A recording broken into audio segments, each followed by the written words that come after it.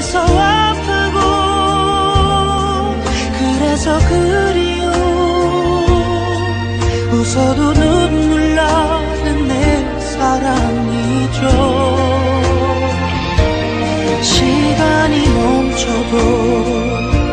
Berjumpa kembali dengan saya Sam, teolog Protestan Karismatik di BFM channel ini.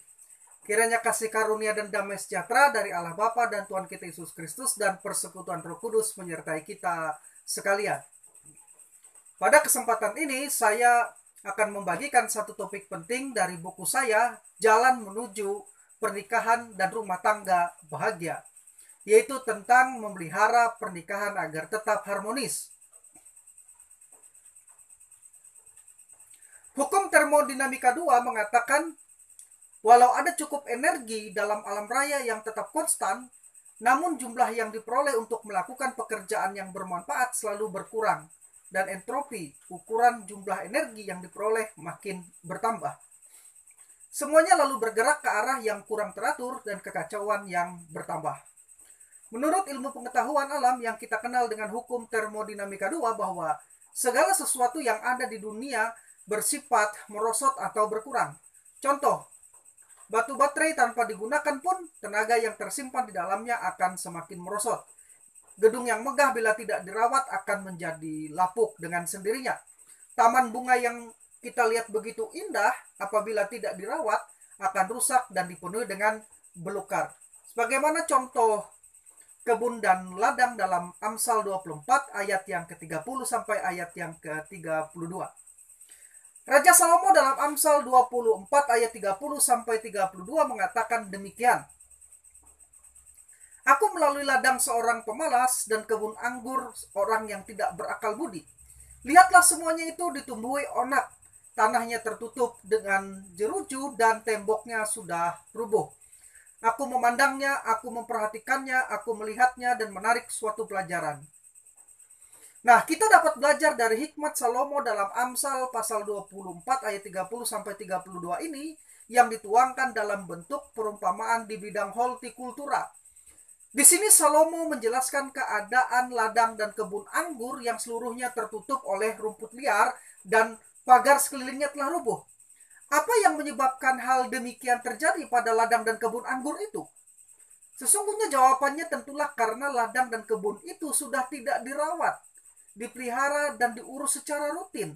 Dalam konteks bacaan kita di ayat ini, keadaan yang tidak dirawat, keadaan yang tidak dipelihara, keadaan yang tidak diurus dari ladang dan kebun anggur itu adalah karena sifat pemalas dan tidak berakal budi dari pemilik ladang dan kebun anggur itu.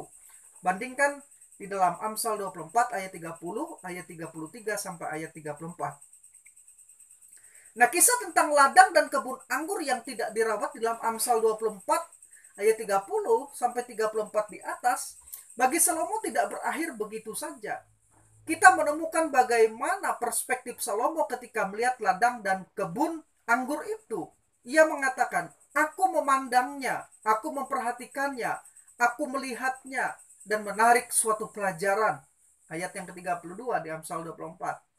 Sebagaimana Salomo dapat menarik suatu pelajaran hanya dengan melihat, memperhatikan keadaan ladang dan kebun anggur yang tidak terawat itu, demikian juga kita dapat mengambil hikmat dan pelajaran tersebut khususnya yang berhubungan dengan bagaimana kita memelihara pernikahan agar tetap harmonis. Kata memelihara berarti merawat, mengurus, menjaga dan mengusahakan. Sekali lagi, kata memelihara berarti merawat, mengurus, menjaga, dan mengusahakan. Pernikahan apabila tidak dipelihara akan rusak. Walaupun pada mulanya serasi, bila tidak dibina keindahannya akan merosot dengan sendirinya.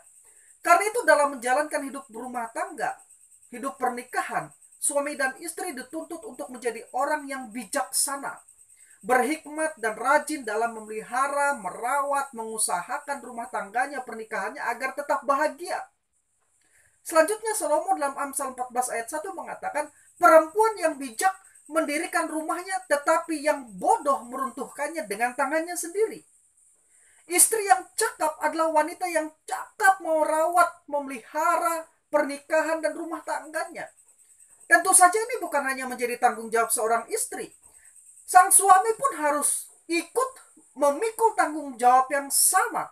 Jadi suami dan istri bersama-sama harus memelihara pernikahan rumah tangga mereka dengan pertolongan, anugerah, dan kasih Tuhan. Kembali ke kisah ladang dan kebun anggur di atas.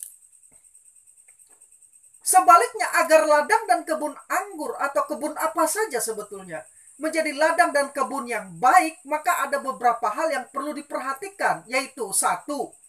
Tanahnya harus dibersihkan dan digarap. 2. Harus ditanami dengan bibit yang baik, bahkan yang terbaik. 3. Diberi air, pengairan yang cukup dan diberi pupuk. 4. Sekelilingnya diberi pagar agar tidak diganggu oleh hewan, ternak, atau binatang liar dari luar. Dan yang kelima, harus secara rutin diawasi dan dirawat untuk memastikan tanaman tumbuh dengan baik, cukup air dan pupuk, serta membuang rumput-rumput liar yang tumbuh di sekitar tanaman itu. Nah, demikian juga dengan pernikahan. Karena itu, untuk memelihara pernikahan, rumah tangga, agar berhasil, agar bahagia, agar harmonis, maka ada hal-hal yang perlu diperhatikan dan dilaksanakan. Keberhasilan, keharmonisan, kebahagiaan itu tidak terjadi secara otomatis dalam pernikahan. Disinilah kekeliruan banyak orang. Mereka pikir kebahagiaan rumah tangga itu terjadi secara otomatis. Itu terjadi dengan sendirinya. Tidak. Itu adalah suatu upaya. Itu adalah suatu usaha. Yaitu usaha yang dilakukan bersama suami dan istri. Nah, sebuah kebahagiaan pernikahan atau rumah tangga merupakan suatu usaha dan kerjasama antara suami dan istri. Bukan untuk bersaing menunjukkan mana yang lebih hebat, mampu, dan unggul, melainkan untuk keberhasilan dan kebahagiaan bersama. Perlu dipahami bahwa pribadi dan karakter pasangan tidak bisa diubah sesuai kemauan dan keinginan kita. Dalam kenyataannya, masing-masing tetap merupakan individu yang unik, yang memiliki pikiran dan kehendak bebas dan karakter masing-masing, serta dalam pengertian tertentu mempunyai hak atas dirinya sendiri. Karena itu, berikut ini saya akan memberikan beberapa saran praktis dalam memelihara pernikahan yang harmonis. Dalam video yang berikutnya, saya akan memberikan saran-saran yang lebih bersifat teknis. Hari ini saya akan memberikan secara umum hal-hal yang bersifat praktis. Yang pertama, searah setujuan. Keluarga adalah suatu lembaga atau unit paling kecil dalam masyarakat. Sebuah keluarga ada suatu tim dalam persekutuan hidup bersama antara ayah, ibu, dan apabila mereka dikarunia anak, mereka adalah satu tim dengan anak-anak mereka. Sebagai sebuah tim, maka hanya ada satu kapten dalam keluarga, yaitu kepala keluarga. Dan hanya ada satu tujuannya, yaitu kebahagiaan bersama. Di dalam sebuah rumah tangga Kristen, suami adalah kepala. Jadi istri tidak boleh menempati posisi sebagai kepala di dalam rumah tangga. Karena Alkitab mengatakan kepala dari istri adalah laki-laki dan kepala dari laki-laki adalah Kristus. Jadi ini harus benar-benar dipahami. Semua anggota di dalam keluarga harus bergerak ke arah satu tujuan. Dan mereka bergerak dengan memainkan perannya masing-masing. Bersatu ke arah tujuan di bawah pimpinan seorang kepala keluarga. Nah, kunci keberhasilan sebuah tim adalah kebersamaan. Jadi pernikahan adalah kesempatan yang diberikan Allah kepada pasangan suami istri. Dan apabila dikarunia anak-anak dalam rumah tangga mereka, ini merupakan satu kesempatan untuk hidup dan mencapai kebahagiaan bersama. Tanpa satu pemimpin dalam rumah tangga sebagai kepala keluarga dan tanpa satu tujuan, rumah tangga bahagia dan harmonis akan sulit untuk dicapai. Yang kedua, keluar dari imajinasi dan hidup dalam realita. Seorang pria dan wanita yang memutuskan untuk menikah akan mengalami perubahan besar terjadi khususnya dalam lingkungan dan jadwal. Mereka harus membiasakan diri untuk hidup bersama. Ini berarti baik suami maupun istri, mereka harus memangkas dari jadwal mereka hal-hal yang kurang bermanfaat yang dapat menghilangkan kebersamaan mereka. Ini berarti suami dan istri perlu memberikan batasan-batasan terhadap pergaulan, hobi, dan kesenangannya sendiri. Bukan tidak boleh, tapi diberikan batasan-batasan. Karena ingat, sekarang mereka ketika menikah bukan hidup seperti orang lajang yang tidak punya tanggung jawab keluarga, tapi sekarang mereka memiliki tanggung jawab yang baru bersama dengan predikat sebagai suami dan istri yang sekarang mereka sandang. Jadi dengan sendirinya pergaulan, hobi, dan kesenangan bukan tidak boleh, tetapi dibatasi. Karena mereka harus meluangkan waktu lebih banyak untuk saling memahami, saling memberi, saling menerima satu dengan yang lain di dalam kebersamaan mereka. Lebih sering suami dan istri bersama, akan lebih cepat mereka memahami, saling mengerti, saling menerima satu sama yang lainnya. Nah, hal ini perlu mengingat pernikahan menyatukan dua pribadi yang berbeda. Kita tahu bahwa pria dan wanita memiliki kodrat yang tidak sama baik secara fisik, perasaan, maupun perilaku dan karakter. Ditambah lagi perbedaan dalam kebiasaan, adat istiadat, budaya, pendidikan, sikap, dan pembawaan. Nah, inilah realita yang harus diterima dan dijalani di dalam pernikahan. Jadi sudah tiba waktunya ketika menikah kita keluar dari imajinasi kita dan menghadapi kenyataan. Inilah kehidupan pernikahan saya yang harus dijalani dan diupayakan kebahagiaannya. Yang ketiga, menjalin komunikasi. Komunikasi merupakan hal yang sangat penting dalam hubungan pernikahan. Komunikasi juga merupakan salah satu cara untuk memelihara langgangnya hubungan suami istri. Hilangnya komunikasi berarti hilang pula salah satu pilar di dalam rumah tangga, yaitu persahabatan. Apa yang ada dalam pikiran dan perasaan sebaiknya diungkapkan, disampaikan, dibicarakan melalui jalinan komunikasi yang baik antara suami dan istri. Masalah dan persoalan harus disampaikan dan dibicarakan dengan sebaik-baiknya. Ini akibatnya kalau suami dan istri tidak bisa berkomunikasi dengan baik. Suatu kali sepasang suami istri bertengkar hebat dan mereka tidak mau berbicara. Tapi suami ingat besok pagi-pagi jam 7 dia ada rapat. Karena pertengkaran itu mereka tidak berbicara. Si suami ingin menyampaikan kepada istrinya bahwa jam 7 besok dia akan rapat, tolong dibangunkan jam 6. Malu. Sungkan. Ya. Jadi malam itu mereka diam-diaman saja. Akhirnya suami punya ide. Sebelum tidur dia tulis di secari kertas. Ya. Mah, tolong bangunkan saya jam 6 besok pagi. Lalu ditaruh di bawah bantal istrinya. Oh, istri baca itu.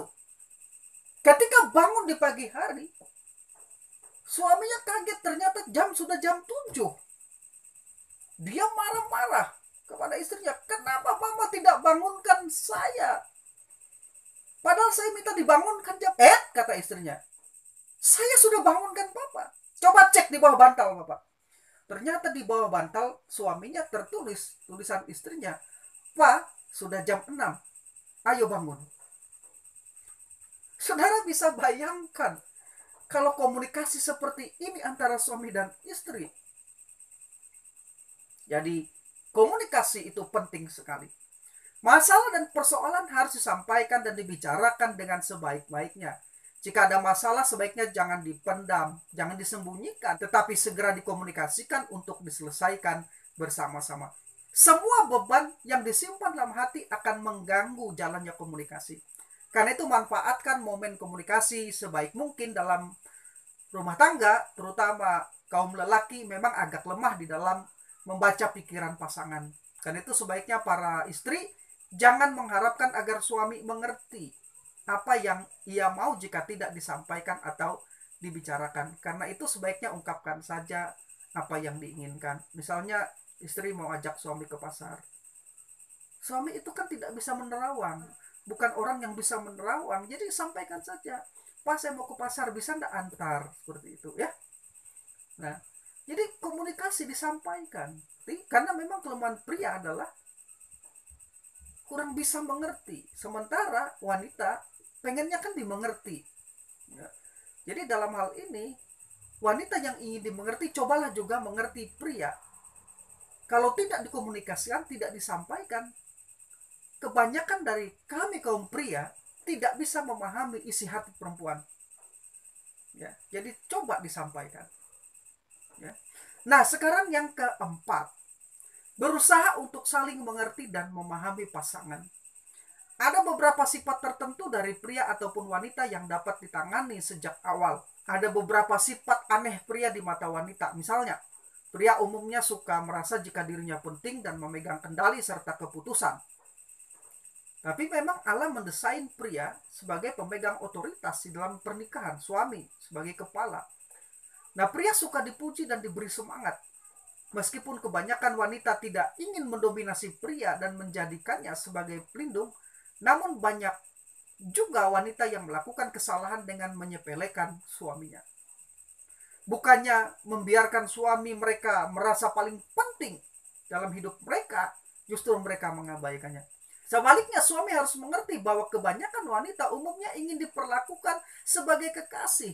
Dan sekali waktu ingin dipuji dan dimanja oleh suaminya. Nah, memberi perlindungan tidak hanya cukup dari segi materi saja. Para pria perlu belajar, ya walaupun agak sulit untuk mengerti apa sebenarnya yang diinginkan oleh wanita, tapi mereka harus belajar untuk belajar memahami apa yang diinginkan oleh istrinya. Istri juga ingin dihargai, ingin dicintai, ingin dianggap sebagai yang paling penting di dalam hidup suaminya. Ikut andil dalam keberhasilan dan kesuksesan suaminya. Sekarang yang kelima, memenuhi kebutuhan seksual. Prinsip hubungan seks yang baik adalah keterbukaan dan kejujuran dalam mengungkapkan kebutuhan masing-masing. Intinya, kegiatan seks bertujuan untuk dinikmati dan saling memuaskan. Namun perlu dihindari adanya kesan mengeksploitasi pasangan.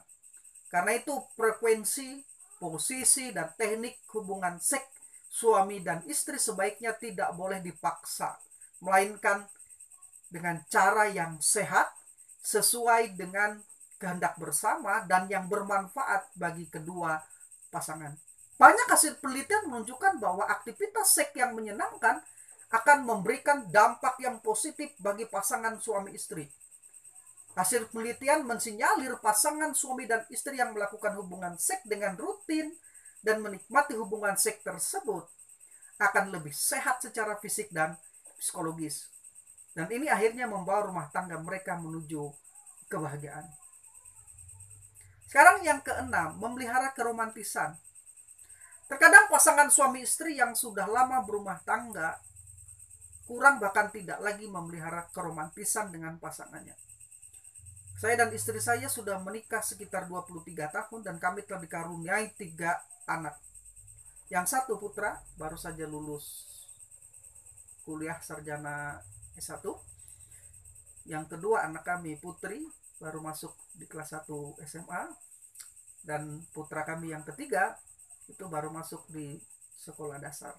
Semakin lama menjalani pernikahan, saya merasa memperhatikan bahwa yang diperlukan oleh istri saya adalah satu penghargaan, satu perhatian, ya, bahwa saya sampai saat ini masih tetap pada komitmen saya bahwa saya mengasihinya seumur hidup saya, bahwa dia adalah satu-satunya perempuan yang terpenting di dalam hidup saya. Nah, kalau saya ingin menua dengan istri saya, maka saya harus memperhatikannya, menyayanginya, mengasihinya. Demikian juga istri saya. Kalau ingin menua bersama-sama dengan saya, maka dia pun sama belajar menghargai saya. Menganggap bahwa saya ini adalah orang yang paling hebat di dalam kehidupannya. Nah, memperhatikan dan menghargai pasangan merupakan hal yang sangat perlu bagi kelanggengan rumah tangga. Cinta dan kasih sayang dapat diekspresikan pada pasangan dengan tindakan. Karena itu jangan pernah malu atau merasa terlalu tua untuk saling berpegangan tangan dengan mesra, berpelukan, mencium kening, dan melakukan ekspresi kasih sayang lainnya. Mengapa harus malu melakukan itu? Yang kita malu ialah apabila kita merangkul, memeluk, mencium istri atau suami orang lain. Itu bukan yang buat kita malu, tetapi itu akan memalukan. Kalau dengan istri kita sendiri, bahkan di usia senja, itu tidak masalah. Bahkan ini merupakan satu cara bagi kita untuk memelihara dan hidup dengan harmonis hingga kita menua. Memelihara keharmonisan juga bisa dilakukan dengan memberi pujian yang tulus kepada pasangan kita. Bisa dengan makan malam bersama di luar rumah, rekreasi bersama, atau merayakan ulang tahun pernikahan. Sekarang yang ketujuh, hindari pihak ketiga.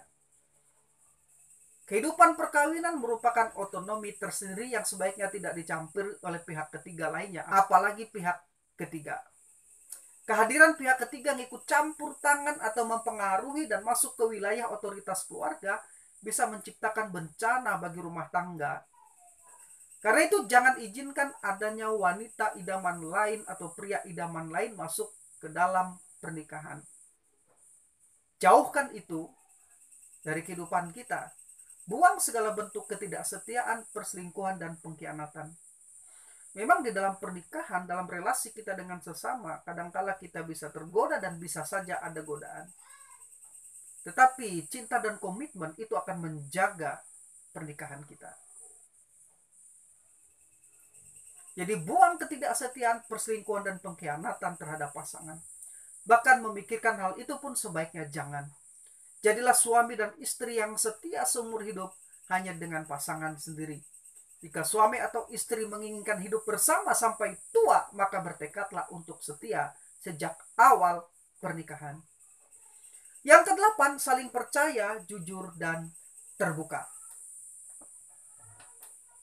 Tanpa rasa percaya antara pasangan suami istri, perkawinan tentu tak akan berjalan mulus. Membangun rasa percaya juga merupakan perwujudan cinta yang dewasa. Jadi serasikan perkataan dengan sikap yang menunjukkan bahwa kita tetap setia kepada cinta pasangan kita.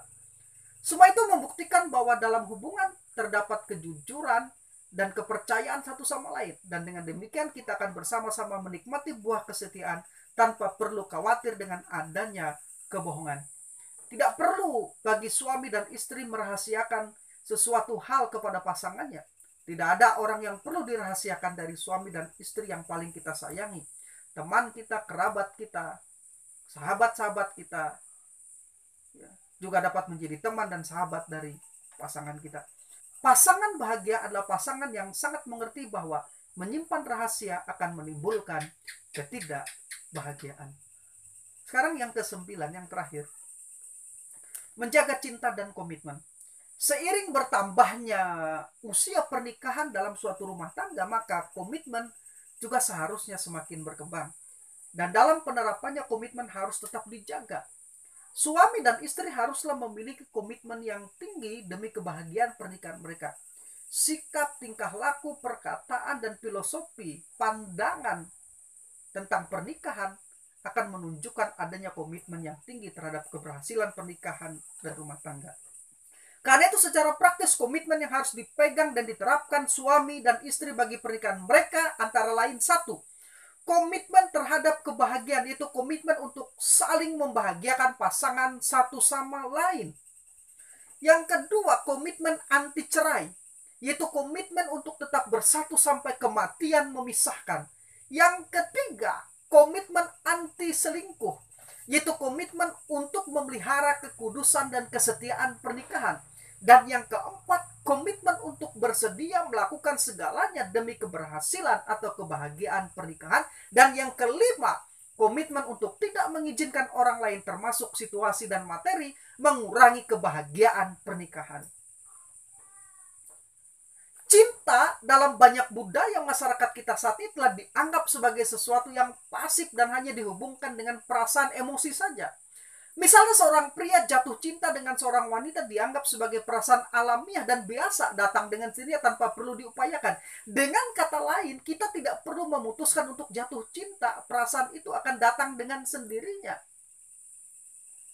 Pada kesempatan lain saya akan membicarakan bahwa cinta itu tidak datang dengan sendirinya.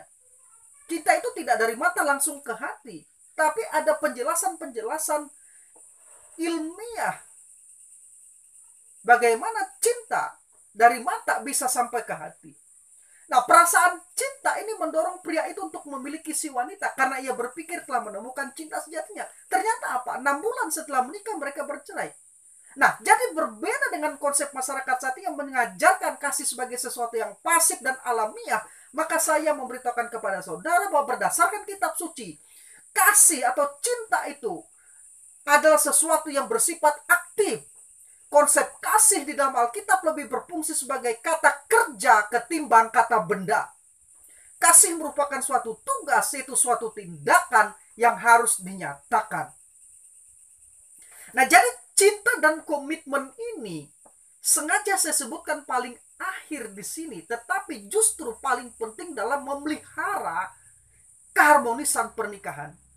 Cinta dan komitmen harus berjalan bersama-sama dalam pernikahan yang sehat. Seperti kata pepatah, sama seperti kuda dan kereta tanpa cinta, maka komitmen dalam sebuah pernikahan hanya akan berjalan di tempat. Cinta dan komitmen dalam pernikahan dapat diibaratkan seperti satu mata uang dengan dua sisi. Kehilangan salah satu sisi dapat menyebabkan ketidakutuhan dalam pernikahan. Nah, komitmen merupakan pagar atau pelindung bagi pernikahan. Cinta tanpa komitmen dalam sebuah pernikahan akan menyebabkan ketidakpastian dan memberi peluang bagi ketidaksetiaan atau perselingkuhan yang pada akhirnya dapat mengakibatkan perceraian. Sebaliknya, cinta adalah jantung atau kehidupan dari pernikahan. Mengapa? Komitmen tanpa cinta dalam sebuah pernikahan akan menjadikan sebuah pernikahan kaku tanpa rasa dan dijalani dengan terpaksa layaknya robot yang akhirnya mengakibatkan matinya pernikahan. Nah, karena itu mengabaikan salah satu dari kedua hal ini, itu cinta dan komitmen, bisa berbahaya bagi pernikahan yang sehat, apalagi jika mengabaikan keduanya. Akan menjadi sangat berbahaya. Jadi selain cinta, sisi penting yang membedakan pernikahan dan rumah tangga yang berhasil atau bahagia dari pernikahan yang gagal tidak bahagia adalah soal komitmen. Komitmenlah yang menjadi pagar pelindung sesungguhnya bagi sebuah rumah tangga. Komitmen menyebabkan pria dan wanita tetap setia. Komitmen menyebabkan pria dan wanita tidak berselingkuh. Komitmen menyebabkan pria dan wanita akan saling membahagiakan satu dengan yang lainnya. Karena itu pada kesempatan ini, saya mengatakan kepada kita, pelihara cinta dan komitmen agar rumah tangga Anda tetap harmonis. Demikian yang bisa saya bagikan. Sampai ketemu dalam video YouTube selanjutnya. Saya Sam, teolog Protestan karismatik.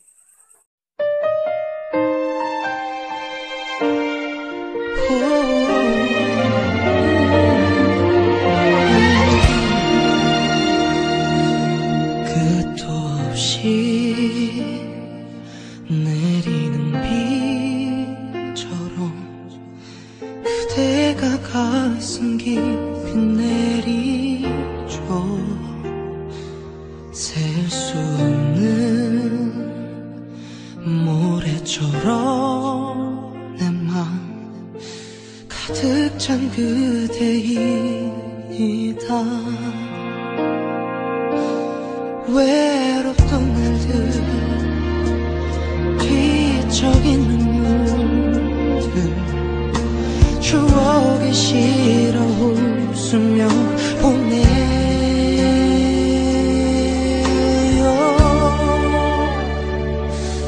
걸음이 느려서 내 맘이 느려서 닿을 듯 그대의 참 멀리 돌아왔죠. 그래서 아프고 그래서 그리워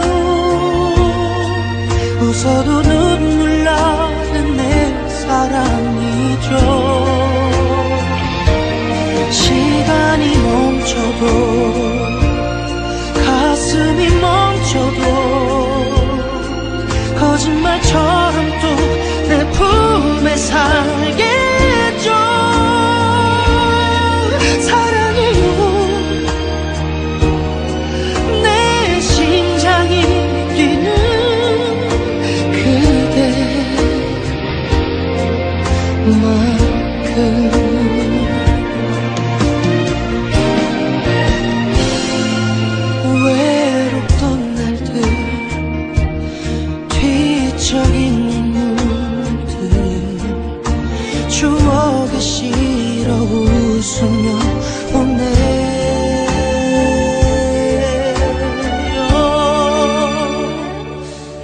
걸음이 느려서 내 맘이 느려서 닿을 듯 그대의 벌참 멀리 돌아왔죠. 그래서 아프고 그래서 그리워 웃어도 눈물 나는 내 사랑이죠. 시간이 멈춰도 가슴이 멈춰도 거짓말처럼 또 내 품에 살게